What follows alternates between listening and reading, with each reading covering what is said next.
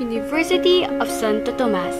From generation to generation, University of Santo Tomas not just practices high quality of education, it also aims to hone its students to be committed, competent, and compassionate, being prepared to face reality and able to pass a good legacy to others.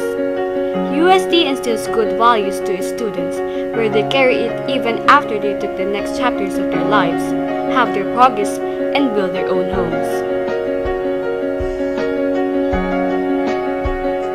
Sa isang pamilyang Tomasino, pagiging makatao at makadiyos ang aming nais matamo.